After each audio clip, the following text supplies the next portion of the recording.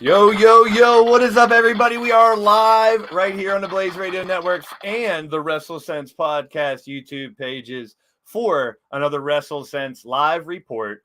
We're going to review the week. We're going to talk about what's coming up this weekend and a little bit of Ric Flair news, of course, as we continue our series leading up to his final match.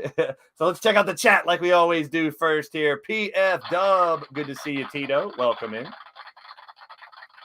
We got Wally, good to see you, Wally. Welcome in, my friend, as always. King of Poggers, big shout out to you, man. I've been seeing you around in the streams, and I appreciate the support. Good to see you. Always Shifty, the Drunken Dragon Clown, my big friend. Good to see you. Welcome in. Make sure you guys check out Platinum Dragon Studios. He's doing some Shifty Plays streams now, as well as his digital wrestling. Jamar is in the building. There he is. Welcome, my friend. Good to see you, as always. Andy Price from the other side of the world. Always got to say it. Great to see you, my friend. Rob Matchett with a hatchet. There he is. Rob, the R-O-B. Double O beer, they call him, man. Good to see you. Beetleborg's in the house. Good to see you. Triple B in the house as well. Always a pleasure. Cody, CH Gaming is here. There's Cody in the building as well. Make sure you guys hit that thumbs up. Means a lot. Helps out the channel. Get the word out that we are live. We're going to talk some wrestling news. And this week, we got a little special. It's just me and DH Bruiser. We got rid of all the jobbers. Look, we heard your cries. No more Easy E gone. No more CJ Sensation gone. No more Doc gone. It's just me, baby. Yeah. Me and Blaze.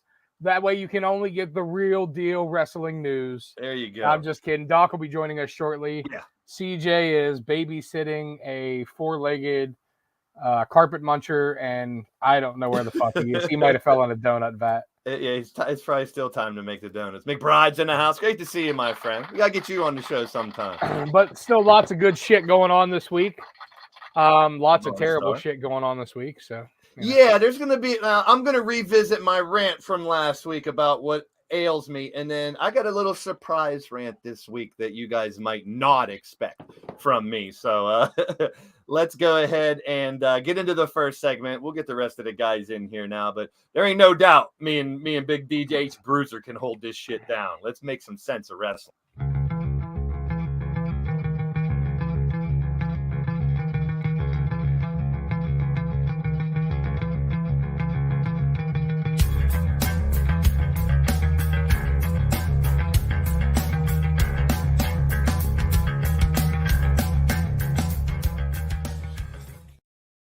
Say a big shout out to Cougar Knight in the chat as well. And good news is I ordered my new PC. It's a banger. It's going to really take care of stuff. But right now I still have to kind of piece by piece so we can head through this stuff here.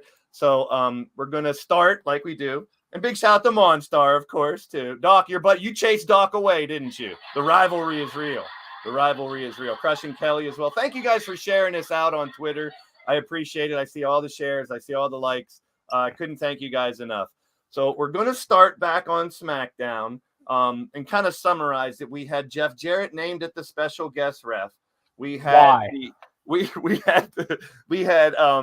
New Day dress up like the Raid, and we got to find out who the hell Maxine Dupuis is. So I don't know why is my question too. Nashville is one thing, and he kind of I get the Nashville connection, but literally is Jeff Jarrett being the guest referee going to sell you another 4,000, 5,000 tickets? Fuck no. Well, and it makes no sense for the storyline. Well, we'll talk about his other venture later, but my question is, has there ever been someone to work a WWE pay-per... Now, I know Rick Rude did the TV show, a WWE pay-per-view and then a different company's pay-per-view the next night. So I think that might be a first. Speaking of a first, we were just talking shit on you, Doc, so I'm glad you're here. It's okay. I had a job to do. What's going on? All right, my friend. Good to see you. Good to see you. Right now, I'm looking in the chat. It says Doc matters. Yeah, I said that's your rivalry, Monstar, Sean. My buddy. I like Monstar, actually. Me and Monstar both agree that you guys are not allowed. I cut a promo on you because you were late. Yeah. You cut a promo on everybody. Oh man. On everybody. Okay. But no, what we're talking about right now is hello everybody. Help make sense of the fact that Jeff fucking Jarrett is the guest referee for the tag title match. It makes no sense. No, it doesn't. They're saying it's because of the Nashville home crowd, but do you honestly think that Jeff Jarrett sells them any more tickets? No, not at all. I mean, maybe Karen and the kids. That's what for. The only thing I liked about it was not what everybody was guessing. Kelly, love you too. I don't know. But I mean, again, it's illogical though. Like people are saying if they would have brought his cousin up, you know what I mean, and maybe had him guest referee or had MVP even. True. I mean, they played into that on the show. Yeah. At least somebody like that too, and then that would give you a reason for the Usos to retain because MVP's a heel and heels will do what heels will do. Well, speaking of heels, come on, Chaos Reaper, don't stir the pot. Again, it's nonsensical booking that just doesn't make sense. Now there was some good stuff on SmackDown. Like honestly, I'm loving the Maximum Male models. Me too. I saw Ron Rev Hunt put his application in. He did. I don't know. People are just starting to jump on this. I was just not a fan of it. Like I maybe it's just because I like Eli Drake and AKA LA Knight, AKA Max Dupree. And it was kind of funny. The DLC, the last DLC dropped for WWE 2K20, and of course LA Knight's on it.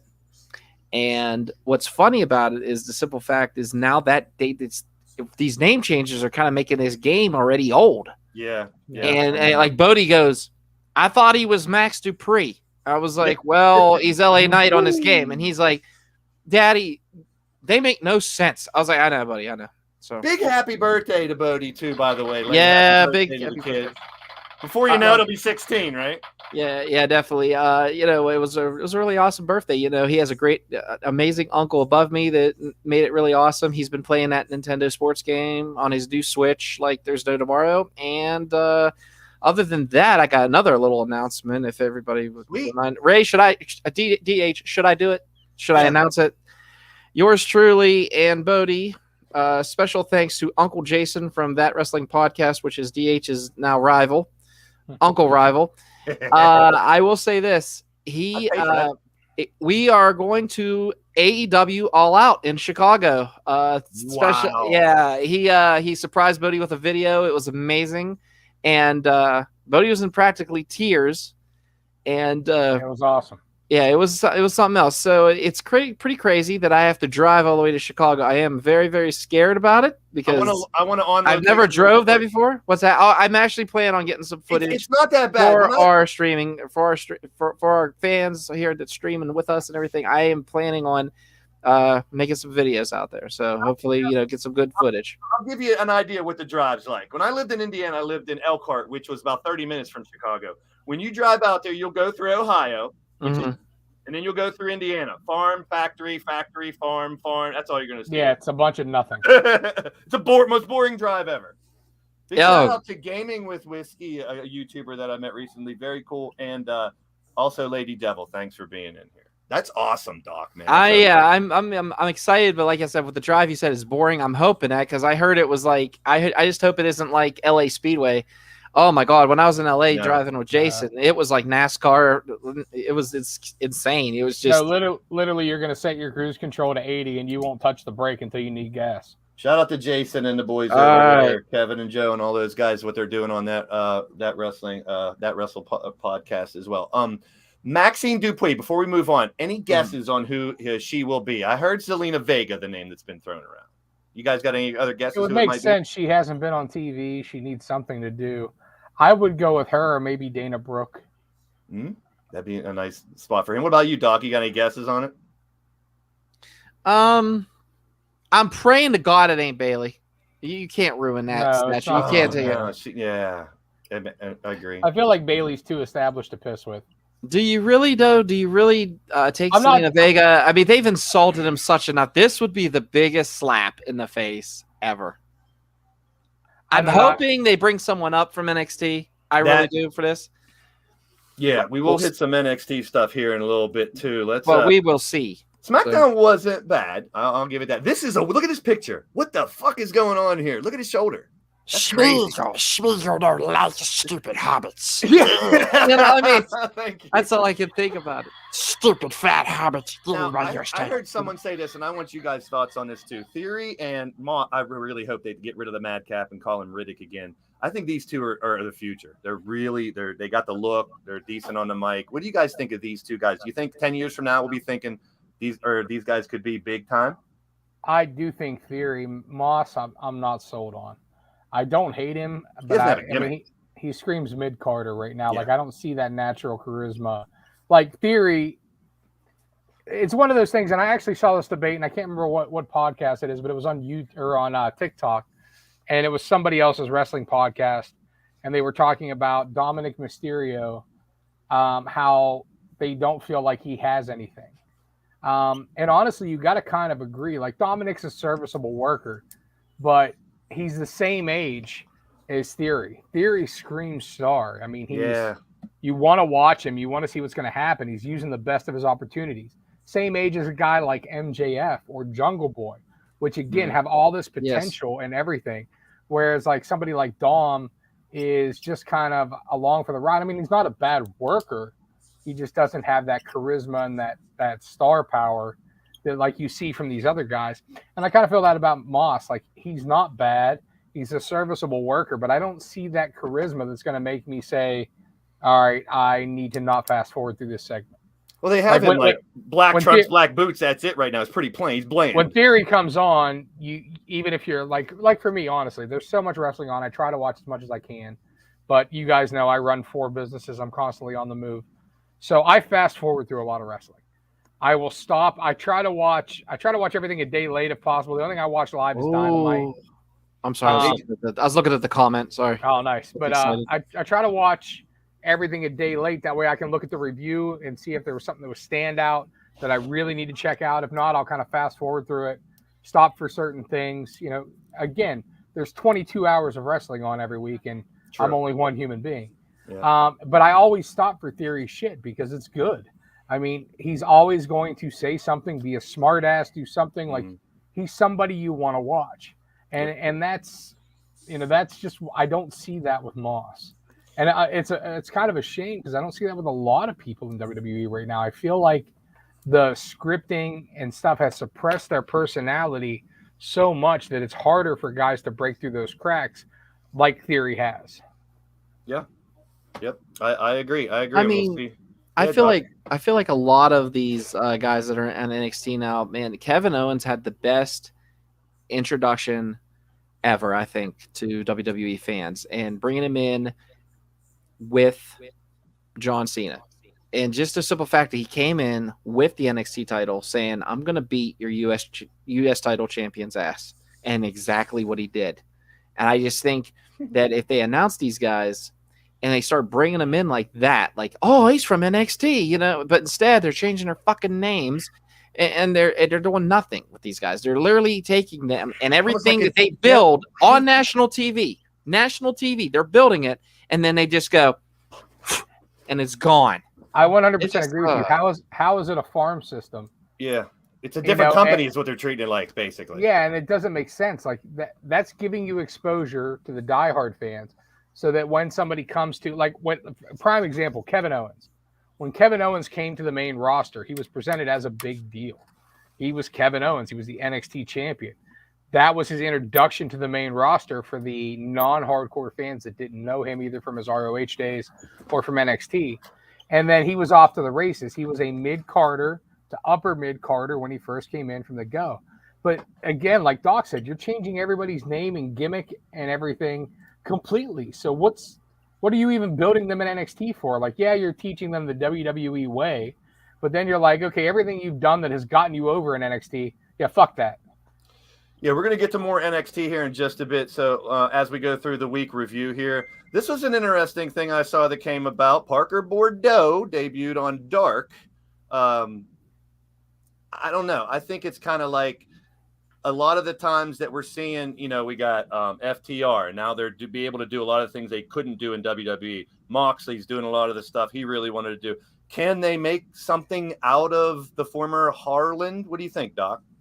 I think so. I mean, look what they did last night on Dynamite with the return of somebody has 5 dimes, Donovan, but We'll now be talking about him too. Yep. Cole Carter. So I'll shut up. Sorry, but like I'm saying, look what they're doing there. They build him up. They gave him a promo with Starks and everything. So it's just getting these guys and starting to introduce them a little bit. Parker Bordeaux, he's already well known. I mean, a lot of the AEW fans are, and no disrespect, I hate this word, but I'll use it anyway, smart marks. Yeah. So they know these guys. They pop for these guys. And I heard he got quite the hell of an ovation when he walked out. So hey, if you want to follow him on Twitter, that dude literally follows everybody on Twitter. The only thing that concerns me with this is the reason he was let go from WWE wasn't a request of a release or anything. They said they didn't see the natural, the ability in him, basically. So is it going to be another one of those like Vanessa Bourne, for example, was a WWE NXT person, and we all saw her live and were super unimpressed with her work. And I'm not trying to be rude. Some people just need more seasoning. I'm not saying she doesn't have it. I'm not saying Parker doesn't have it. No. Maybe he does. Maybe he just needs used differently. If WWE gives up on you before you even, I mean, he really did nothing. He was a henchman, a heater. That's a bad sign. Definitely. Now, someone like Cole Carter, I'm not going to knock the guy. I don't know him personally. CJ does. He failed a drug test. That's why he was released from NXT. Whether or not that was a one-off, whether or not it was something he was going to fight and argue, maybe he took something wrong in a supplement. I don't know any of the details, and it's none of my damn business. But that's one of the problems with this NXT pipeline that goes directly, it seems like, to AEW is, yes, they're just taking people with notoriety. Now, like, Cole is a talented sumbitch. Thank you. But like I said, him coming right off a drug test that was publicized by WWE, I mean, maybe that should have waited a little while. Parker coming right from AEW or right to AEW TV, even though it is dark. I mean, I'm calling it TV, but you know what I'm saying. Yeah. But he was released for WWE, saying he didn't progress fast enough and wasn't learning and stuff. And now they're going to hotshot him into a storyline. It seems like into a stable. Maybe pump the brakes a little bit. Maybe make sure that these guys are seasoned. I mean, I know they don't have a NXT for AEW. They don't have a training, but Dustin Rhodes trains people. QT Marshall trains people. The worst thing I feel like for any of these guys' careers is when you take them or gals from NXT and put them directly onto AEW TV and they're not ready, because now they're failing on 2 national stages, and that can be a shot of death for a career. And I feel like it should be AEW's kind of thing that, like, okay, if we're going to bring you over, like, let's make sure we get this right. Now, obviously, Cole showed last night he can absolutely hang. He's great promo, great match. Like I said, hopefully that drug test was just some anomaly. I mean, you see that shit in professional sports all the time where they took something that was, in a protein shake and it's, a banned thing for whatever. Like, I don't know the details. But he looked phenomenal last night. He looked like a fucking star. Yeah, I am a let it play out type of person. So I am willing to let it play out and see what they can do with him. So now, last week, I got to unload and get a lot off my chest. I felt really good about it. But Raw ended up doing a lot of the same shit I complained. I'll try not to use the F word as much this week. I realized when I clipped that and shared it, I've said the F word up, and I wish I don't really care. But what I complained about is these the Teddy Long syndrome, as you said, Ray, last week, making matches on the fly and 2 and 3 in the ring. And here comes the third. I guess we're going to have a tag match. And, someone's at ringside. I bet they interfere. But we started Raw off really weird with this interview, Ray. What did you – I know what I think it's just, Vince is like, go out there and make them seem like it's okay. But they said they never talk about religion and politics. Come on, man. Ray, what do you think about this opening segment, throwing Titus out there? I honestly feel like this is apparently a new edict by WWE. The Jeff Jarrett thing, like we talked about earlier, it's his hometown, blah, blah, blah. This is Titus's hometown. So have Titus go out there and welcome the crowd. But that seems to me like something you would do pre-taping. Like before they go live, have him, get a pop, get the live crowd heated up. I really don't know why you put it on TV other than, I guess, get Titus out there because he is an ambassador for the company. Yeah. But again, it was another one of those things that, like you, I was like, oh, okay. Strange. Strange. Why? Doc, what'd you think about it? It didn't really bother me. I mean, I was happy for him because you haven't seen him much. Yeah, but why not have him in the just they have this ambassador thing they're doing, and he's killing it as ambassador. There's other the ones that they were like, hey, you want to be ambassador, and they got drunk. He, however, was he's really putting in a lot of work into this, and he's a really positive dude. So I mean, I looked at the cool side of it. God bless him. I hope he does. I hope he does well with it. But why not have him do the intro to the show and then have somebody come out, whether it was Almost or maybe the Usos, and just you know what I mean, some type of interaction. It seemed like it was a safe face. It seemed like a safe face thing because of all the Vince stuff going on to me, and that's what a lot of other reports are saying too. Well, I don't know. We'll see how it goes. I didn't want to say it, but I had a gut feeling when I saw that too. So now I am not pissed at Logan Paul as a fighter. We know he can fight. We know he's got tons of followers. I get it all. The only thing my gripe is, and I've heard this a lot of places too, he can't be a face right now. Start him off as a heel. Let him earn the face. I get it against Miz. Kind of makes sense. And I think he can be a star. I'm not, I think him over Bad Bunny 1,000,000 times over. But Doc, what'd you think about this, the whole Logan Paul thing? It's kind of funny. He made a fan of my kid. I'm still fucking shocked, but yeah. he come out and he was like, Dad, yes, the guy that had the Pokemon gear. That's how he knows him. And I was true. All right, we'll go with it. And I go, he's kind of a jerk, Bode. You better. But he's like, no, I've been watching. He buys lots of cards. And I was like, I know. So he had he has this little thing. And I mean, what if this blows up with him? So I'm not on the train yet, but I'm excited to see where he's going to go. I haven't tried his character out in 2K20. Yeah, it was bedtime. I did try out Machine Gun Kelly, and he did not survive a cage. His outfit sucks. With Yokozuna. He's got pearl necklace and a pink shirt and stuff. And I did a debut on the day the DLC came out. Did you say a pearl necklace? He has a pearl necklace on. He's definitely getting along backstage then. Oh, jeez. Ray, Sorry. what's your take on Pogan Law here? I didn't want to say it, but now, look, they're counting on The Miz. I mean, we all know The Miz is the best heel in WWE, and they're counting on The Miz to turn him face. The problem is Logan Paul is a very unlikable guy. Yeah. So while you're counting on The Miz, I kind of feel like you're going to be split down because your WWE hardcore audience, even though they hate The Miz and they boo The Miz, they actually love The Miz. We all love The Miz. Yeah, we love him for what he does. And that's the problem you have with this is they're hoping that Logan Paul is going to come off as a babyface. And I'm actually, from what I heard, is that was part of his WrestleMania stipulation. He would come in, team with Miz, do the match, but then he wanted turned on. And he wanted to get a babyface pop afterwards, and that didn't happen. The crowd still booed him. They cheered The Miz for doing what he did. Here's the thing too, if you don't mind me just interjecting. No, go ahead. Piggybacking off of him. With that being said, when you sit there and people love The Miz, yes, we do. But people love to boo The Miz because they love The Miz because that's what his job is. Mm-hmm. He is a heel. That is what he's meant to do. I mean, I hate to say it. We have our own personal heel here who's not here. I don't know where the hell is E and CJ, by the way. But anyways, you can tell me after my rant. But what I'm trying to go at, and exactly what DH is saying, is the simple fact is you love to boo The Miz. So you're going to get... Logan Paul's going to get a pop. It might not be a sincere pop, but it's a pop just for the fact that people love to boo The Miz. Like Bodie loves The Miz.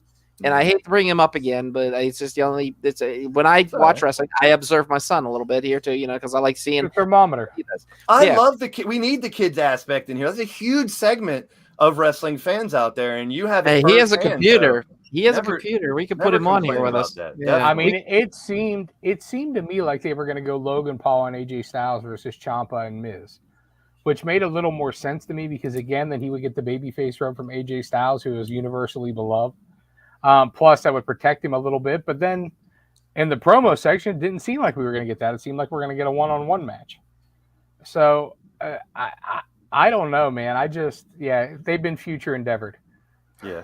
We have no creative for him.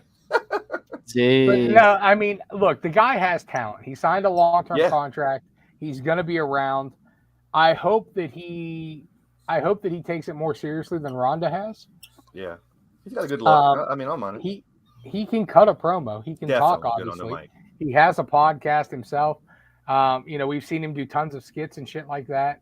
I would like to see him bring that kind of jackass punked aspect where he fucks with everybody. Yeah. You know what I mean? And make him a hateable heel that way, not as if trying to be like, I'm the toughest, I'm the baddest, but just where he rubs everyone the wrong way, because legit, that's who he is. I mean, we're talking about the same guy that filmed in the Suicide Forest in Japan that damn near got him canceled. You know what I mean? Like, that's who the guy is. So, he doesn't mind taking bumps and putting people over too. I just think he should have got his ass kicked for a long time until we feel bad for him, till he could earn that face. And pop. honestly, I think that's what it's going to take. You would need. So a Colin Delaney kind of right up back in the day. If you remember Colin Delaney, he did a phenomenal job with that as the underdog. And then your James Ellsworth, which I know everybody's like, oh God, don't mention him, but still. And then another one, 1, 2, 3 Kid. If you go back, I mean, he got his ass kicked how many times, and then he finally went over on Scott Hall, aka Rose Ramon, and my God, that's where he blew up. So I can see what you meant there. Put almost against Logan Paul. Let Almost fucking destroy Logan Paul. Yeah. And let him be out for a month. Let Veer come down and annihilate him. Then he'll get a pop. But I mean, again, you're putting him against The Miz, which, like I said, The Miz is a national fucking treasure. Yeah. Yeah. So. I put The Miz up there along with the R-Truth and Dolph that just seem to be timeless. Over the years, they're entertaining for a while now. Something that was a little confusing to me as well is this is like when you're trying to get with one of them girls and finally she's starting to show a little interest, and as soon as you think you're going to get somewhere, she's like, I changed my mind. So it was like the turn where he had to say, yeah, sure, I'll join because you're going to beat up my dad. And then they're like, nah, never mind. They beat him up. Doc, what'd you think about this Dominic thing? This right here, I mean, I could keep it very, very short and simple. This is just a prelude to what's about to happen. He is going to join. I'm with Ray on this. He is going to turn on Ray, and you're going to see it on the biggest stage that they could put it on, which is SummerSlam. Watch. Shit. And then that sets up the match for WrestleMania. Total shit. It is, because Judgment Day could have been so much better. I mean, don't get me wrong. To quote the great Brody King, it was kind of like House of Black from Wish. Yeah. But I will say, I mean, he's going to join them, and you're going to see Mysterio versus Mysterio at WrestleMania. I mean, I'm just hoping this one doesn't fall through like the one idea they had, and I don't know if you guys remember or not. Sin Cara, when Sin Cara started getting a little bit bigger than normal, what they wanted to do was have Rey Mysterio and Sin Cara fight. However, what they wanted to do was divide up the stadium and actually have fans choose a mask when you walked into the building. This is legit. Yeah. And you either chose who you wanted to win, Sin Cara or Rey, and everybody was going to have these we're supposed to wear the masks while they fought. So that was a great idea. So now I think they have this. They have these great ideas for Rey. It's his 20th anniversary. It's going to go with a bang. They're going to go over. That's all there is to it. You don't take that away from Rey. There's been a ton of talk about Rey wanting to pass the mask and the legacy down to his son. Yeah, put a mask. And what a great way to do that would be, especially with that fucking mullet. Looks like a 12-year-old. I'm sorry. He looks like a little fucking kid. I can't stand Let's talk about the elephant in the room. I think it was Sin Cara 1, by the way, Monstar. Sin Cara 1 it was. The one that always botched his entrance. Let's talk about the elephant in the room a little bit here. So, Judgment Day has been the drizzling shit since the Edge jump. I love Finn Balor. I like Damian Priest. I actually liked where Judgment Day was going. Me too. But apparently Edge didn't want that supernatural thing, which they've entirely dropped. There's nothing supernatural now about You don't need supernatural. These guys are talented as fuck. So it makes no sense why Edge left anyways. But Bray fucking Wyatt has fueled speculation. He's probably just ribbing everybody, but he posted that it may be him coming back and with those videos, and he might be with Edge, and he's kind of poking the bear there. Yeah, he's fucking with people, and I don't know. I think the vignettes are 100% Edge. Yeah, from what I've heard, there's already new Rated R Superstar merch ready to go. Oh, my mom is here. Joe! Hi, Mom. What's going on? You're 33 minutes late, bitch. He's going back to 19, like when we were 12-year-old talking smack. Your mom. I thought that it was Great quality on the microphone and the well. We really got to figure something out for him. Maybe get him a pair of get him some headphones and then work it that way. I honestly like if he had like just a regular iPod one, so he could just. I know. I'm ready to take these extra ones I have up to Duncan. Let's talk about NXT just for a little bit. I wasn't going to talk about it at all, but then this reminiscence of Medusa back in the day dropping the thing in the trash and she's heel and. There's rumors right now that Solo Sikoa, Von Wagner, and Toxic Attraction all might come up. We might see apparently soon some people come up. What'd you think of this whole Cora Jade thing there, Doc? I don't know. I didn't get to really watch NXT, and I could give a shit less about NXT. I'm so sorry. Now there's no women's tag championships at all. They got rid of the regular ones. Now the tag in NXT are gone. So it's like tag wrestling doesn't mean shit. Cora Jade's still beautiful to me, though. I think she's hot. Supposedly, though, Cora Jade's partner is still one half of the tag team champions, and just Cora Jade vacated. Yeah, whatever the fuck that means. Just like there was going to be. NXT should be on like a 10-minute delay because they're obviously a lot of them aren't ready for big time, and there's so much stuff that they could edit out and make that show a little better. They're trying real hard. And now, do you guys think it's going to get better that Triple H apparently has his hands in things again? Well, I've heard that he doesn't actually have his hand in things. It is still Sean running the show, 100%. Look, I don't know. Like NXT has been thoroughly disappointing since the momentum of the rebrand has kind of fizzled. And get rid of the in living color. Let's get rid of it. And let's go back to black and gold. It's never going to be as good as the black and gold. No, it never will be. The sad part is you have guys like. Oh my God, Easy E. Yeah. Whisper, because your mic is wet. Sorry, anybody who's bring one of these with you when you travel. Anybody who's wearing headphones, I apologize. All right, so the problem is you have guys like Cameron Grimes and Braun Breaker that are at NXT 2.0 that are struggling because that's where they're at. Sound like an old Stone Temple Pilots song. Are you singing through a megaphone? I said I want to get. I heard you. I did hear. I do agree with you a little. I do agree. I agree with you too, ECE. I agree 100%. Well, y'all can go fuck yourselves. I'm telling you, I agree with you. I didn't even say anything about it. I'm just suffering. Yeah, the sad part is. I'm sorry. Houston, EZE is coming in hot. I don't know what we're gonna do about it, but he's gonna rip your fucking eardrums off because fuck your ears. That's why. Yep. Over and out. 10-4. Land the plane right here. Please help me. Please, I just want to say right now. Come on, we're talking about his fence here. We really need some offense. We need as many Packers as we can get. All right, that was funny as hell. That was really good. We got to move on because let's talk about last night. You already touched on Cole Carter. I wasn't really aware of who he is, and Doc gave me shit about it, and rightfully so. I didn't see him as Two Don. The captain to turn down the no smoking sign. If you could please return the seats and upright tables back to their upright positions. I didn't watch NXT as much to know, but I was super impressed with Cole Carter. He has the look. He had a good match. So, I mean, overall, we're obviously going to talk about the main event. To me, let me sum it up. This was my worst Dynamite of the year. I didn't like this show at all. I thought the first match was really good, and I thought it tapered off until the shit main event. And so everyone out there who wants to call me the AEW mark or shill, that's what I thought of the show. The main event. I was not entertained. Except for the finish. They botched the finish a little bit, I saw. But other than that, I loved the promo from FTR. My God, it invested you in them so much. My God, I was in tears. I was in tears because that was thing. Yeah, Jericho did break his fucking nose, though. Oh, my God. Yeah, that shit.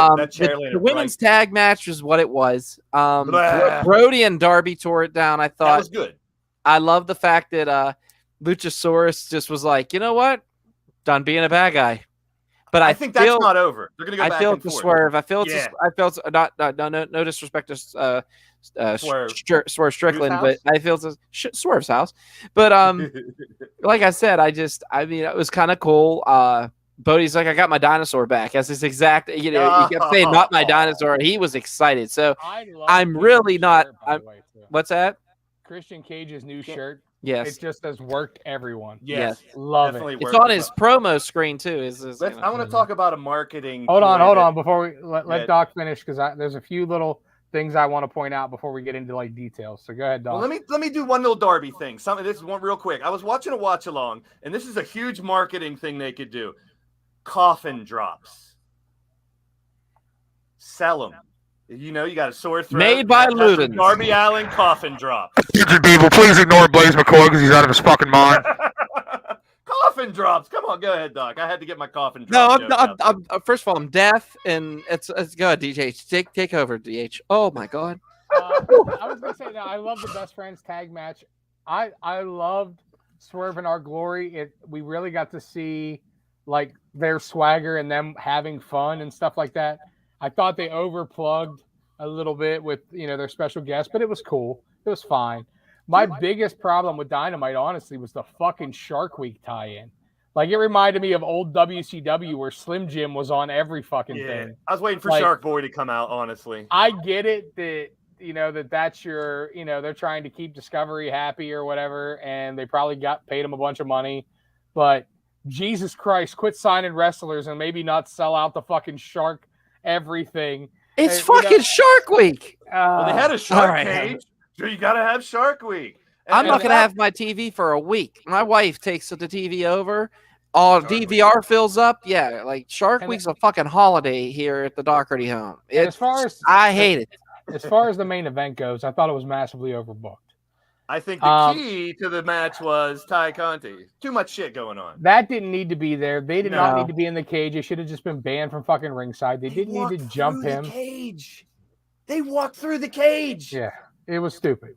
Cameraman, don't show that. And I don't understand the reason to have this match if you're not going to give Eddie Kingston the victory. Amen. That's my point. But if you think about it, he did walk away the winner in a way because he didn't walk away the winner. He lost the fucking match. He lost the match, but he lost the battle, but he won the war. He wanted Jericho's Who was blood laying there and he got shaking? Yeah, exactly. That was the main part. He even said, "I don't care if I win. I don't care if you pin me. I'm gonna taste your blood." Well, the whole reason they did that is because the Painmaker is undefeated. Yeah. But who gives a shit? No. Eddie better get a clean win over him to end this shit eventually. No, he did get a clean win. He got a clean win in Revolution. He made him tap out. He needs another one. They also got the win of Blood and Guts, but this needs to be over. I'm over it. Yeah. There is word that within September, Punk, Omega, and Danielson, please come back soon. I miss them. I think there's something missing. And I'm the guy who loves AEW. And this week, something was just off with the show for me for some reason. See, I enjoyed everything but the women's match. I mean, I didn't mind it, but it just wasn't. I expect too much. Up there. Yeah, I think you're spoiled. I am. The last few shows were fucking bomb, and I loved it. And this week, I expect the same thing every week, and I guess I was expecting too much. I don't know. But MJF too. Let me touch base on him. I think now that we have not seen him for a while, that this is way more of a shoot. Do you see him? Do you see him at All Out though? Do you think he would be All Out? Everywhere if this was a work completely? He would be on the show every week. He doesn't have to fight. They would have him on there just causing trouble. Be that outsider. Come in and cause problems. There's a big problem. I'm scared of it because we're not seeing any MJF. Hold on. I want to draw attention to something here. Go ahead. We have the shoot promo, pipe bomb promo from MJF, you want to call it that. Now, when that show went off air, we all know that CM Punk came out and chased off MJF, right? Mm-hmm. They showed it on YouTube, everything. True. That very next week, what happens? Punk gets hurt. Punk's gone. Now, that storyline and their entire feud, I feel like was building up to Punk versus MJF 2 or 3, if you want to call it that. Yeah. This time for the title. So with Punk being out right now, that storyline's on hold. But if Punk comes back at All Out and they have the unification match, that's where MJF shows his head. The minute that match is over, he comes out of a crowd and beats the shit out of CM Punk. Something. Have him come with a couple henchmen or something. Problems. I feel like that's why he's been gone, though, is that is just in a holding pattern. Brother. Son of a bitch, they're making a Mega Power set. They just released a whole shitload of ones, Doc. You got to look into those ones they just released the last days. One of the streamers that I'm trying to interview, he's big on figures and stuff, and hopefully I'll be interviewing him in the beginning of of August. He used to do all those toy hunts and stuff. He's huge on the. And here's me playing with my Remco 1985 AWA figures as well. But I'll definitely hit you up on it because I know you're big into those figures. When I interview him, you do not want to miss it. He is big time. The dude has 260,000 followers on YouTube. Speaking of the Hulkster brother, there's actually a new little thing floating around from Vince Russo saying about how Hogan robbed Dixie Carter blind during TNA. Oh, geez. And how he tried to warn her and was told that Hogan's invested in blah, blah, blah. And I guess Russo told him he's going to be popping bottles with Vince in 3 years and you're going to be broke. And Russo was just like, tell me I'm wrong now, bitch. Oh, God. Well, good lead into our next segment. It is what it is. We continue our series on the Nature Boy, talking about all the different things, his managers, his tag teams, his stables, and such. He got the Flairs shirt on. Boy, I can't wait to talk about you made that. Next week. They are stacking that card. It's a the hell's it called? Root of Fight or whatever. The ones Taker wears. It has the Kiss stealing wheel. And we talked about the taglines and stuff. That's cool. Your green screen. Your green screen. That's all right. I don't know, but do you have one that says Macho Man died for your sins? Oh, yeah. It has him on the cross. Okay. Anyways. This company, this Root of Fight, man, they got some cool shit. I saw Taker wearing it, so I went and looked it up. They got apparently an agreement with Andre the Giant's estate, Ric Flair, Muhammad Ali, Bret the Hitman Hart, and they got a bunch of cool ass merch for them. This week's Flair segment will be probably a quick one, but let's talk about the segment. Yeah, they can move to this. Your soul man, they can move to this. It's brand new. Open your eyes and realize it's the new guys. Y'all can know. This is segment 6. We talked about the stables, the matches, the feuds, his championships, his managers. Last week was nicknames and quotes. This is the final segment leading up to the last match and the big, huge card and everything going on next week. We will be talking about that next Thursday. But this week, and I have to stretch this topic out a little bit more because we're talking about the moves that Flair uses. So finishing moves, I added signatures as well as taunts so we can talk about a lot of stuff. And the thing is, a lot of these moves are very basic moves, but it was the way that Ric Flair did it, the way he sold them. Number 1, the strut. So you got him strutting around, iconic. People mock it all the time. He's a legend for it. The second one goes a very long way. It's how he sells moves. I think he was one of the greatest sellers ever, the way he sold. Absolutely, that's his job. Even the most simple move. You knew Flair had his unique spin on all these basic moves that you're going to see here. God. Yeah. Exactly. Look, my point. If you look at all the people that we put on the Mount Rushmore of wrestling, your Hogans, your Flairs, your John Cenas, the guys that have had long runs on the top, Stone Cold Steve Austin. I'm gonna take Michaels and Bret out because I feel like they're me too. They're a little bit different as far as this point. Okay. A lot of the guys that have had this run, it's not about their moveset. There was nothing flashy. Hogan's finish was a boot and a leg drop. Hogan never did anything. He did an atomic drop, a body slam, and punched you in the face. Jumping ahead. Oh, stealing my thunder always, Ray. And then Cena, we all talked about the 5 moves. You know what I mean? And it's one of those things, man. If you know how to sell and how to convey the emotion, you can work with anything. Now, Michaels and Bret Hart, I feel like they had both. Michaels could go out and work a match where he was technically, and same with Bret Hart, technically and proficiently brilliant with moves and locks and technical wrestling, or they could go out and do 5 moves and get the whole fucking stadium behind them. Exactly. Like they had the power to kind of do both. And like Flair, especially in his later years, his moveset went down even more. You know what I mean? Where he was only doing, he now couldn't do the whip into the corner where he flips the top rope, which I'm sure we're going to show here in a minute. I can't look at his boobs anymore. I got to move on to the next one. Blood. Oh. Yeah, Flair. I Flair tried to was find no stranger to a razor blade. I tried to find the fact that he used to wear the gold razor blade around. I mean, it's not just for blading. I'm sure he used it for some other things back in the day. But, Woo!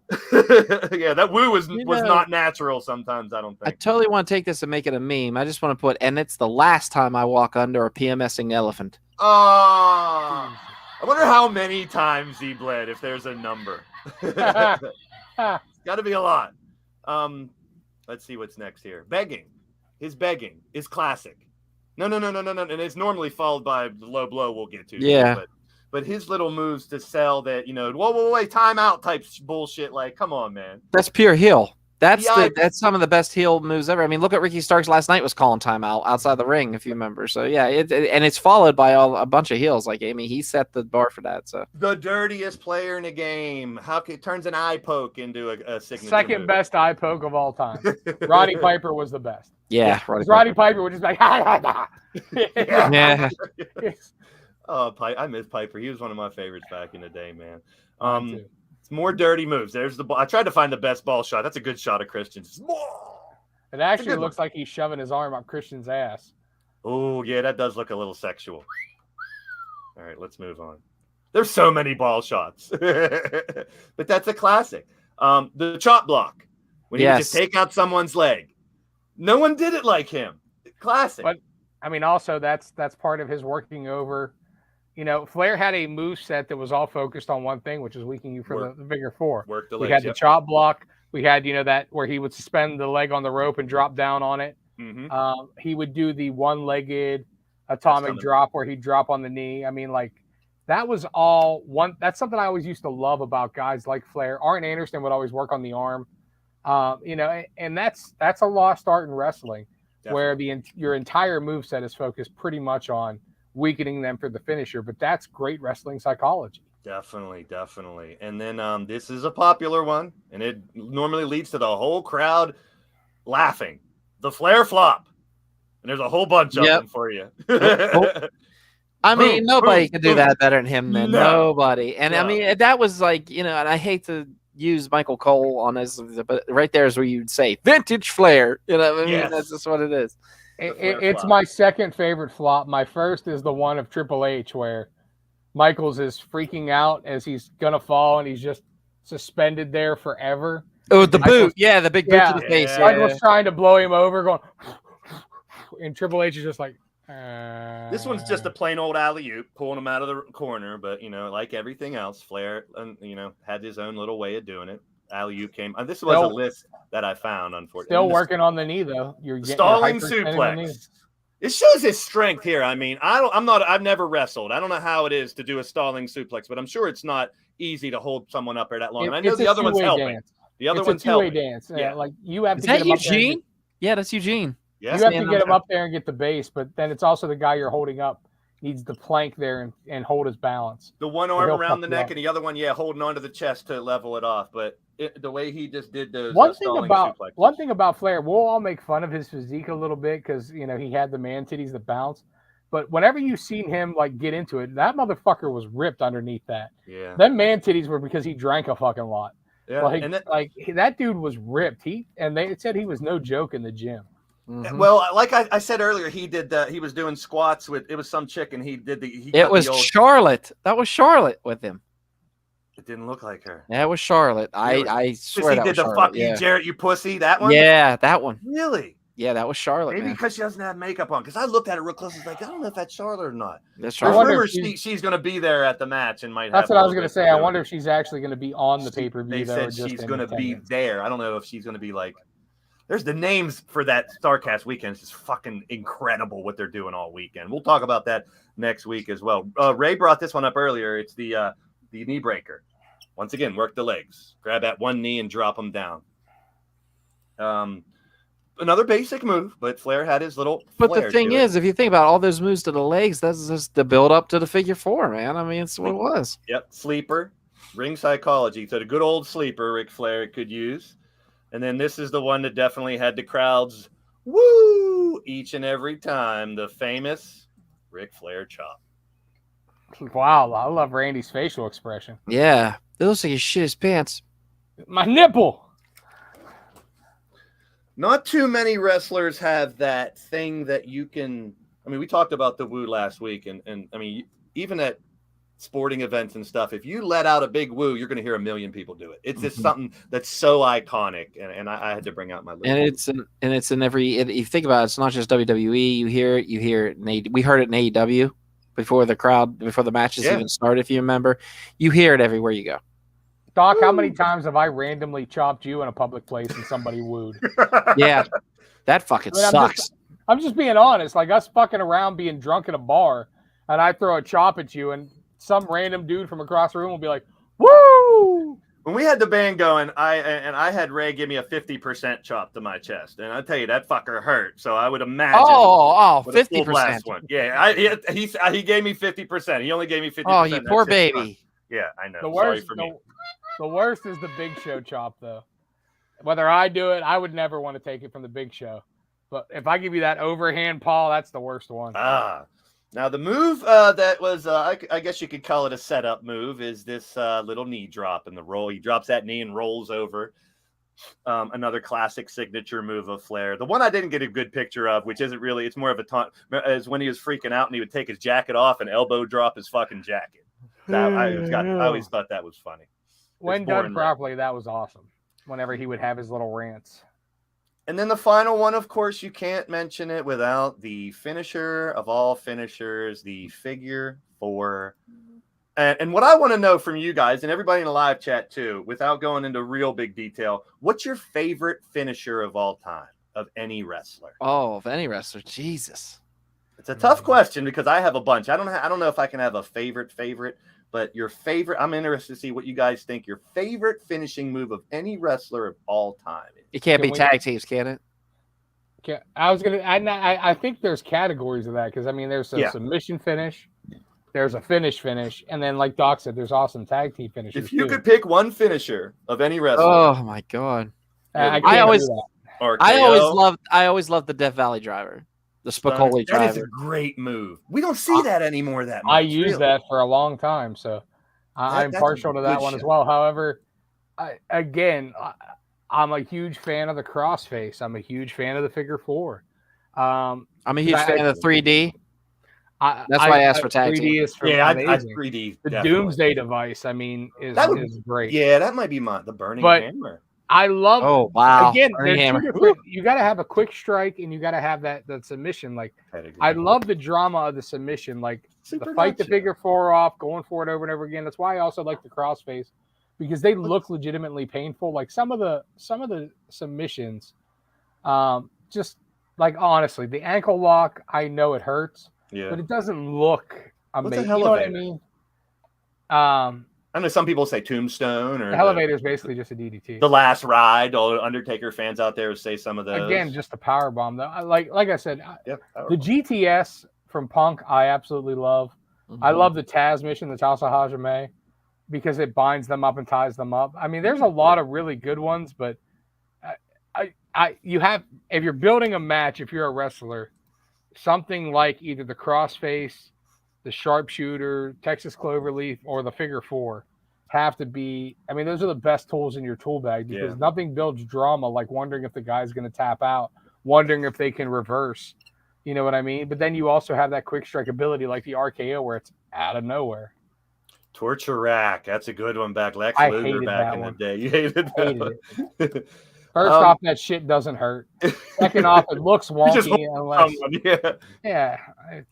So the list that I found that I kind of worked off of with this, and you got to throw in taunts and everything. The back suplex. I didn't find a good picture of that back suplex. Or he used to do those back body drops and stuff. Took them too. What's this? Bull Nakana's submission. Nice one, says Andy Price. There's a lot of them.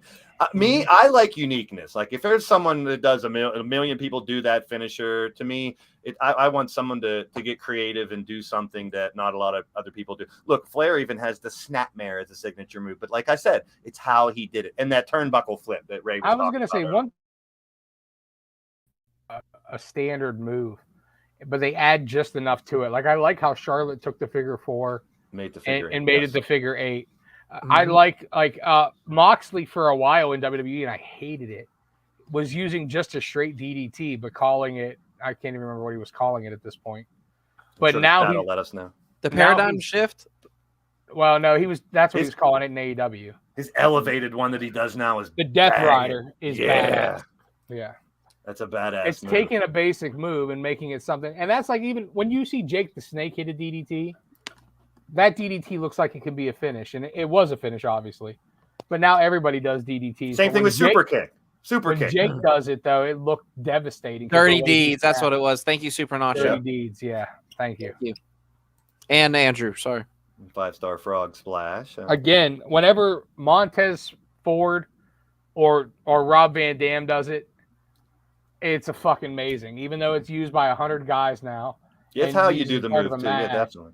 Yeah, like Montez Ford gets such height, and what made Rob Van Dam's look amazing was the way he recoiled after. It looked like he hit with such force that he bounced off the mat 20 feet in the air. So we will be talking about Flair's next match next week and the match card that's building up around it with Impact and NWA. And there's a little bit of a lot of different companies mixed into that. Some nice young talent that have been named. There's a fatal four-way they just announced, which is off the freaking hook. I mean, and we'll get in depth on that next week. It's like a whole weekend event with all the things that start. I got to show this picture. I can't believe it, but maybe that's what they're going to resort to next. What is it? Oh my god! I see Christian on the left. What's that on the right? -1. Oh, geez. Yeah, he can start going after him. True.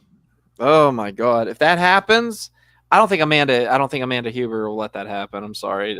There's some things you cannot touch. That's one of them. Kids. Yeah, look, I'm excited. Yeah. I'm actually excited for the Flair thing, even though I'm not going to get to watch it live. But I'll tell you, I'm not excited for SummerSlam. Me either. It's rematch slam. It's rematch slam. Yeah, dude, it's retread after retread, with the exception of the Logan Paul thing. I mean, we have a rematch of Becky for the women's. We have a rematch of Ronda and Liv. Brock and Roman, number 22? Yeah, we have the last one probably. The Profits and the Usos, number 73. We have. I mean, I don't know. It's not good. I'm not going to be here next week, so actually, I won't be here for the next 2 weeks. Wow. So hopefully, you have a fun guest host. So I'm not going to get to talk about SummerSlam. So I'm just giving you my opinion now. I'm not fucking excited, and I'm not expecting much. So the only thing that will make it awesome is if I have an idea for the finish, I might as well fucking give it now, and you guys tell me what you think. Okay. We have a last man standing match, obviously. So I think that they work their way up to the ramp, and Brock gets speared off of the stage through tables, so Roman goes with him. Like maybe into the electrical area, maybe through a stack of tables, something like that. At that point, you hear A-Town down. He comes out and says that he's joining the triple threat match, and then just stands there on the stage and does nothing while they're both counted out. I see a cash in, no cash in thing happen. I don't know. We'll see. No, I think they're both down and out, and he doesn't lift a fucking finger to win the world title. Yeah, but how can he do that with the count out? How can he do it with the count out, though? It's a last man standing match. Oh, if he cashes in like Rollins did and joins the match, then it's still a last man standing match. Wouldn't that be hilarious? You're expecting too much out of WWE for that thing. I love it, though. That's amazing. We've never seen that before. That's a great fucking ending right there. And then they roll the credits. Sorry, guys. They just added a match for the Starcast Flair's last match thing, and I'm pumped about it. It's a bunkhouse stampede. It was one of my favorite things back in the day. It's basically a street fight battle royal in a cage if they do it the same way. You can bring in weapons. They're dressed in street fight clothes. Bully Ray is the #1 entrant to it, and they're going to add more people. I really want to watch this now. If they make that like an old school bunkhouse stampede, I will fucking love it. The way they did the bunkhouse too that I like too was they had a series of battle royals over the Great American Bash. When is this? That's next weekend. Next Sunday? Yeah. I'm down if you're down. Saturday is SummerSlam. Sunday I'm going to be in Vegas. Oh, yeah. Friday there's a GCW show and another show, a part of StarCast. It's just loaded. It's like a big WrestleMania weekend. So here's just to run down the card. We got the Bunkhouse Battle Royal. We got Laredo Kid, Bandito, Taurus, and Ray Phoenix. Clark Connors, who now I'm excited to see because we saw him last against Ren Narita. No idea. The Von Erichs versus the Briscoes. Davey Boy Smith Jr. versus Killer Cross. The Wolves versus the Machine Guns. I can't wait to see that. Jordan Grace, Deanna Purrazzo, and Rachel Ellering. You got Jacob Fatu versus Josh Alexander for the Impact title. And then the main event with Flair. I mean, and who's to say they might add another, match or two to it?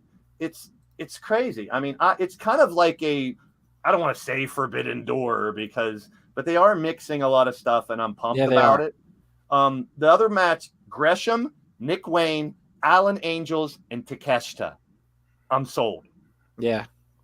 I mean, it's going to be an awesome match. That's going to be awesome. But this weekend, next week is loaded. This weekend, we do have the ROH Supercard. I was hoping they would talk a little more about it last night. They did do a little bit. I was hoping they would talk a little more about it, but we're going to talk about it. And we're going to give our 2 cents here in our next segment covering the matches for ROH Death Before Dishonor.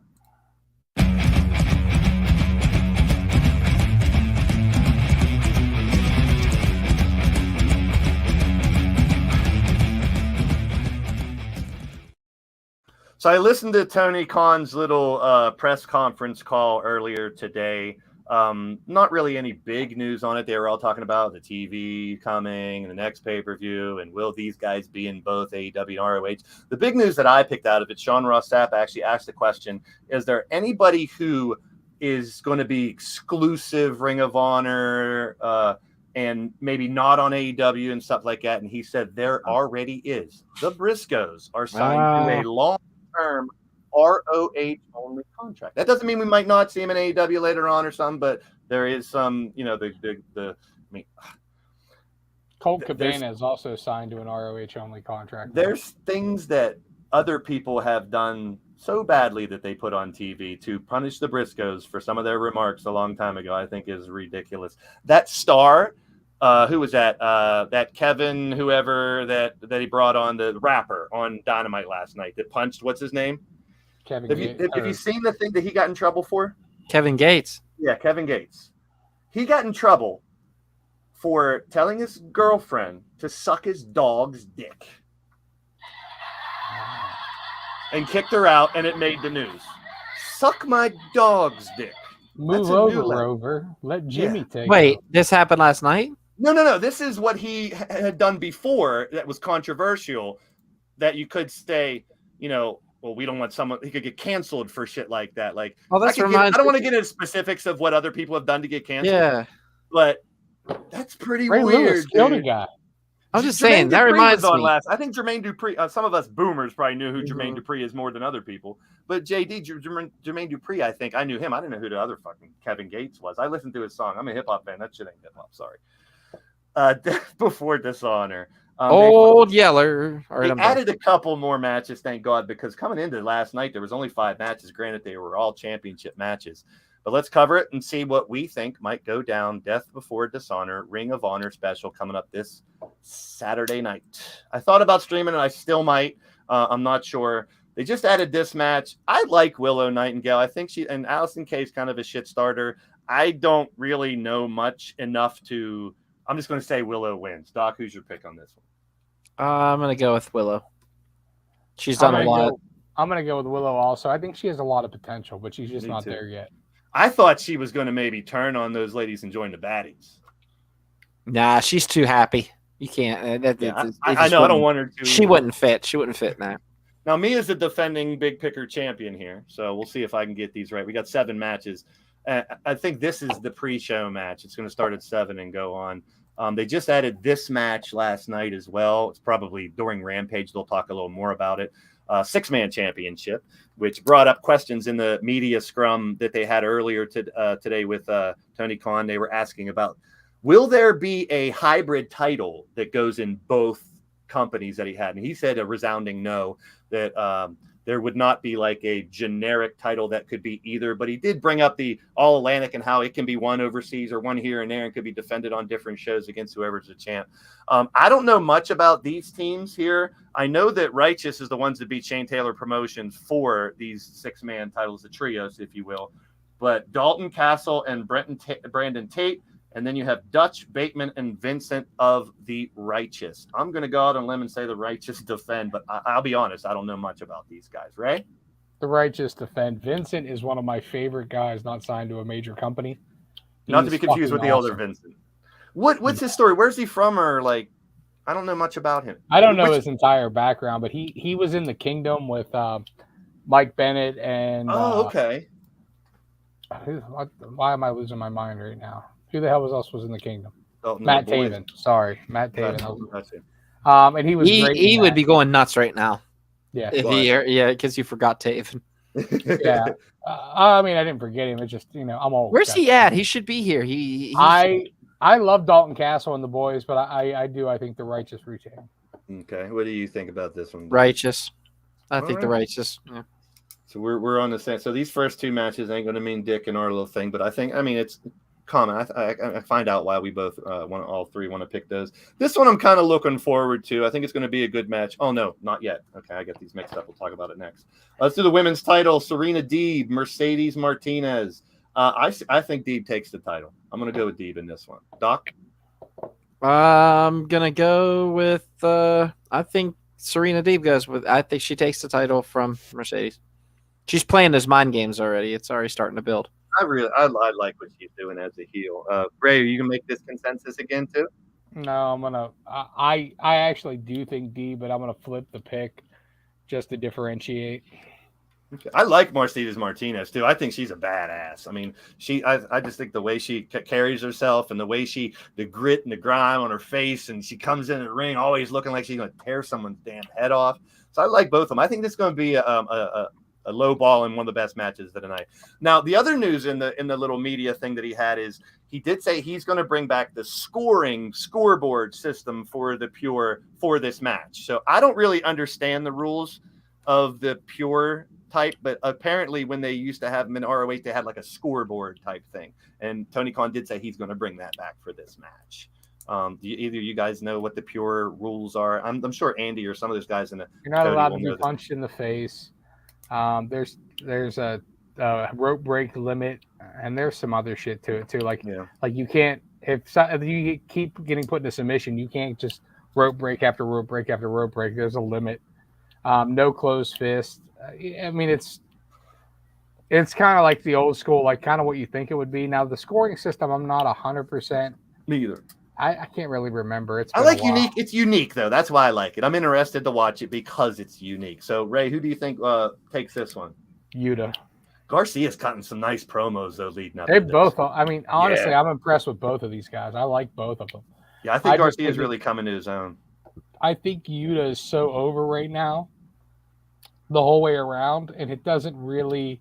If Garcia is going to. Well, let me put it to you this way. If Garcia wins, that's a catalyst for him to leave the JAS. God, Monstar, who pissed in your Wheaties today? Holy piss. So negative. Ouch. So here we go. 3 rope breaks, no open. Yeah, so there we go. Close scoreboard system is new. I'm going to have to say I'm going to go Yuta. I mean, you have to let him defend a couple times before you. That's true. He just wanted to. Doc, you're going with Yuta. And Ray, you said Yuta as well, right? Correct. I'm going to buck the system and go Daniel Garcia, just for the hell of it. Maybe we see them fight again for it if it's really a banger. Because I think these two can put on one hell of a match here. So we'll see the Pure Championship on the line. Coming up next, Television Championship, Samoa Joe and Jay Lethal. I miss Samoa Joe. I'm glad that he's getting some shine here on ROH, but I would take him on every show every week if I could, and I'm going to go with him retaining the title. Doc, I'm going to say Joe. I can see reason for Lethal because they've been building him up, and the way he's been talking about because he held that title for a long time and stuff. So, and he's one of those ROH guys you think of. I think of ROH when I think of him. Ray? Lethal. Lethal takes the Satnam title. Singh and Sanjay are going to interfere. That's a good shout. If you're legit going to a Ring of Honor show here soon, I feel like they want AEW or Joe more on AEW than on Ring of Honor, even though he might float back and forth. Whereas Jay Lethal's been on AEW for a little while and kind of toiling until ROH came back. And I feel like he's going to be one of the originals and the veterans that carry that brand. Yeah. Hey, Tony Khan for the win, definitely, because this is a hell of a card he's put together here. This is the match. The last two, I guess the last three are great matches. This is now a 2 out of 3 falls match. And like Doc and Ray said earlier, that promo FTR, I mean, the fact that he was taught, for those who didn't know it, who didn't see it, he was talking about a little girl who was fighting for her life and she found a way to, fight forever. And he's like, we're going to fight like an 8-year-old girl. And that little girl was my daughter. And the crowd fucking went nuts. I mean, pulling at your heartstrings, man. These two are legendary. And I'll go last on this one because I'm a little torn. I think, I don't know, the Briscoes, the FTR has all the belts, and there's been rumors about the Bucks and FTR for all 4 eventually, but the Bucks don't have those titles now and stuff. But Ray, what do you think about this match and the outcome? Look, in my opinion, it should be FTR. These guys are building a legacy based on their matches, their promos, everything, and it's fucking phenomenal. There is not a better duo in wrestling right now when it comes to ticking every box of what a professional wrestler should be. True. These guys have every tool. They do everything right. They love the business. It's obvious. I mean, they are the epitome to me of what professional wrestling is all about, and the way that they can control a crowd, a match, it's fucking phenomenal. And I'll mark out right now in Fanboy. I'll follow any fucking thing they do. And the Midnight Express, Rock and Roll Express vibe that they get from back in the day, JR was kind of explaining that, and other people were touching that. And before we get Doc's pick here, did you guys see the sit down with these 4? No. It was gold. Yeah, they had liquor. They offered them some tequila to do a shot. And, and stuff they back and forth. Just on YouTube? It was so bomb. Oh, my God. And then you got to watch it. Is it on YouTube? Mm-hmm. Of course, a little face-to-face at the end, little fury. It was so good. Old school type of vibes for a promo where they're basically sitting at a table. And was it Riccaboni or whoever was interviewing? I forget. Ian Riccaboni. Was it him? And it was just so good.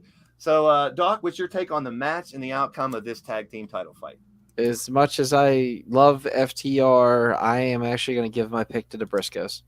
Oh, I'm so torn. See, because I can see it going both ways. Because if you think FTR is mainly an AEW team, that's all there is to it. That's where they're at. They are a staple of the tag division in AEW. No disrespect to Ring of Honor, but you have right there the longest not reigning ROH tag team champions, but you have the staple of ROH right there. So why not pass the belts off to them? It's not going to hurt FTR at all. And, FTR is going to be like, well, we want our AEWs back. You're going to see them go either after Swerve and Keith Lee, or you're going to see them go after the Bucks. Could be an unpopular opinion, but I'm a little tired of over the last couple years. And I just hope it doesn't become more of a trend of people holding multiple championships.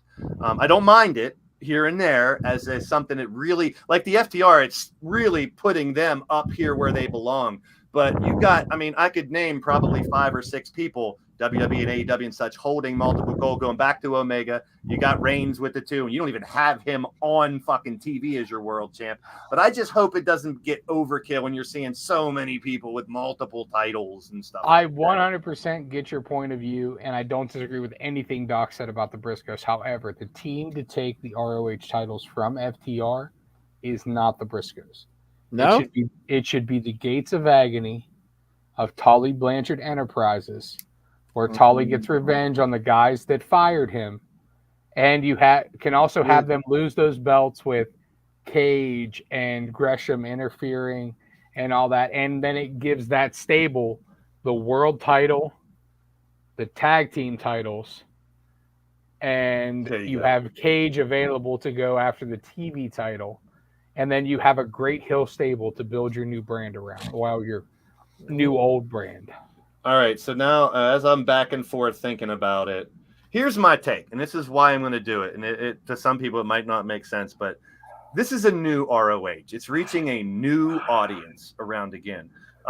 People that are wrestling marks have been around for a while. They know who the Briscoes are.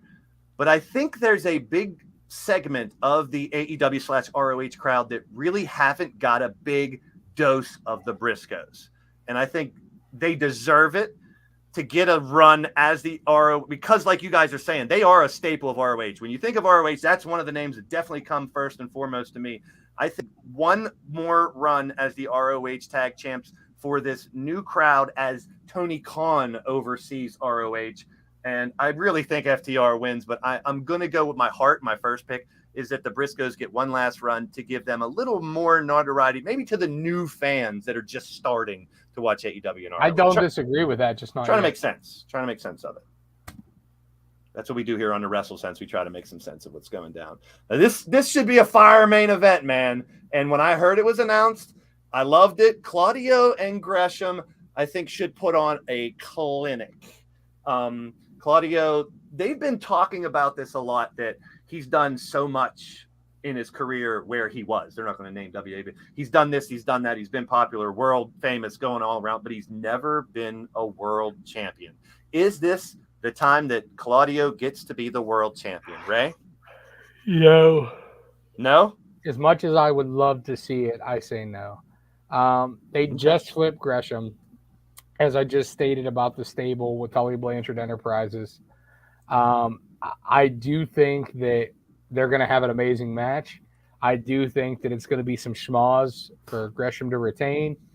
But I do think they keep it on Gresham, because if you're building this new brand, if you're going to get TV with this new brand, yes, it would be great to have somebody like Claudio, but to establish the dominance of Tony Khan said he wanted ROH to be what we knew as ROH back in the day, which is a pure wrestling brand, a traditional pro wrestling brand. And I feel like Claudio has more to do in AEW than Ring of Honor. And I feel like Gresham is the epitome of what the new ROH brand is going to be about, which is what the old ROH brand was about, but they kind of lost it there for a while. Mm-hmm. And that's why I feel like Gresham retains. And I want to see Gresham versus Daniel Bryan. I want to see Gresham versus Samoa Joe. I want to see Gresham versus those guys. And what a better way for him to have those matches and to keep proving himself over known names like this than to be the world champion and have his stable cheating a la Four Horsemen to keep their man with the title. We make sense of stuff around here. That's why we're called WrestleSense. Ray puts it so eloquently in the way we're not just going to come on here and pick stuff. We want to give reasoning behind it. We do really legit want to try to make sense of our picks and what we think. I mean, it's not about getting them all right. It's just about different opinions and different views of how things might go down. The ultimate thing is to not know and just guess. So a lot of these that we're up in the air about, that's what I love about pro wrestling. It's not definitive all the way through this card. So, Doc, what's your take? How's this going to play out? I think it's Gresham. I mean, you got to sit there and you got to start pushing him a little bit more. I mean, yeah, you've seen him on AEW, stuff like that. But like with Claudio, they're going to want him to start working with the guys in AEW. They're going to want to see him every Wednesday with somebody, every Friday. You know, it's going to be – I think Gresham gets it. Okay. I definitely good to see Jose Blanco back in the building. Good to see you, too.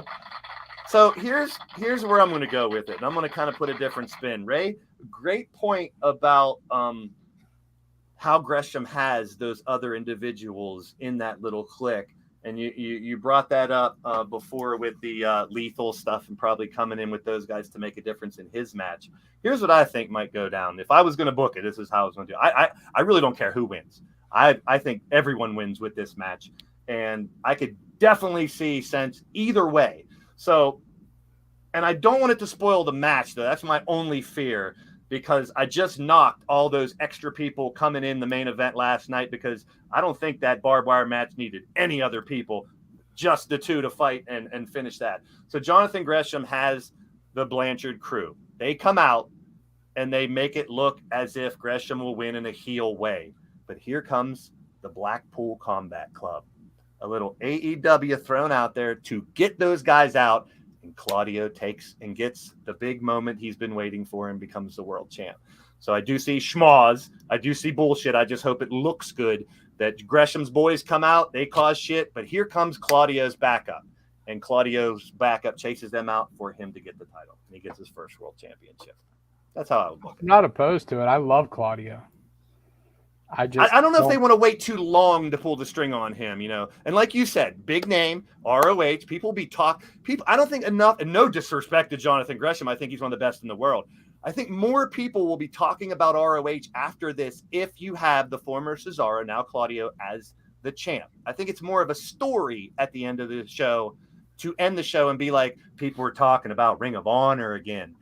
That's what I want. Yeah, but unless you have that's wasted unless you have a TV deal to announce or a streaming deal to announce. True. I mean, this could, it could be where, you know, Claudio wins and we see Gresham, Claudio. So I'm going on logical booking based on what I know right now, which what I know right now is that there is no additional show. We're just running quarterly pay-per-views, etc. Yep. Now, if they were to announce right before the show or even during the show that we'll start airing on blah, blah, blah, that could definitely change things. Yeah, I just think like they have that outlet of AEW programming twice a week or even on Dark that they could have someone show up from ROH to keep. And that's what I'm hoping. If they're not having a TV deal soon or they're not having a streaming deal soon, let's see little vignettes, you know, appearances, promos here and there with the ROH, specific ROH. Well, actually, Gresham said on AEW Rampage that you're going to see him on TV every Wednesday or Friday, that he's going to defend his belt nonstop and show you why he's the best and blah, blah, blah. And that's kind of what makes me think they don't have the TV deal yet, that nothing's finalized yet. Which, like I said, if nothing's finalized, it makes sense to keep it on Gresham so that he can keep working and running through baby faces and using the stable to keep the belt on him so that they don't have to have him lose it, and then save that big title win, whether it be Cesaro, whether it be Daniel Bryan, Samoa Joe, a household name, until you have the TV to announce and then a reason to draw people to that show. But like I said, I mean, obviously, if I knew somebody be paying me to do this now, and they don't. True. So. But I could see this going either way. A handful of these matches could go either way, man. And Regal, just to mention him on the mic, man, when he gets out there and talk, it's so gold. I love it. His little snide remarks to the other commentary guys and stuff. And him and Orange Cassidy was hilarious. Yeah, on commentary on Rampage. I think the Regal pickup might be one of the biggest ones of all these little pickups coming over in the long run. That's not only on TV, but behind the scenes with the guys too. I think that Regal stuff is Regal's just gold, man. He really is. He's entertaining. I want to laugh. I want to be fully entertained with these shows. It's not just good fighting. I want a lot of fighting. Like I bitched about the Raw a couple weeks ago that had 13 minutes of fighting. I think this week it was 16, so at least they're getting a little better. Out of 3 hours, we had like 16 minutes of fighting. I think it was your boy Jason from That Wrestling Podcast had a clock on it, and it was like 16:02. That's all the actual wrestling they had on the show. But I don't mind the differentiation. I don't want all. We talked about this since WrestleSense. I tuned into a wrestling show to watch some goddamn wrestling, but we're not going to watch no goddamn wrestling. Welcome to Recap Hour, Monday Night Raw Recap. Here's the recap of the recap of the recap. Big shadow for Pray for Mike Hex. Good to see you, my friend. Thank you for subscribing to the WrestleSense podcast page as well, and subscribe there. It's absolutely free. Love seeing new faces in here. And we do have some things in the works for future shows here too, so stay tuned to the WrestleSense podcast. We're watching Pornhub and pay attention. Sorry, I'm looking at all the new figures that are out. Sorry. Yeah, I told you there was a big thing of them. Pornhub. If you want to see a good review on them, Doc, Wrestling Daze, DAZE. That's the guy I'm going to interview in August. He did a full review on all the new elites and all the new figures that came out. He's the best at what he does, and he's very cool. All right, it's time to see what goes on at the end of the day. At the end of the day, get on it.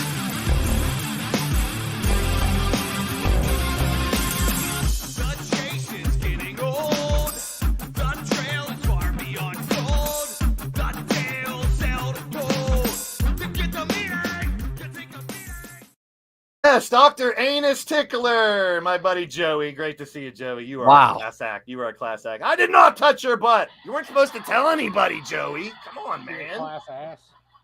Class ass. Scissor me, daddy. Get your Darby Allin coffin drops if you have a cold. They'll make you feel better. That is not a fucking thing. Oh my God. Coming to a street corner near you, Darby Allin's coffin drops. There is no cocaine in them whatsoever. We promise. Poor guy. Tony. At the end of the day, Doc. At the end of the day, I thought Darby Allin died.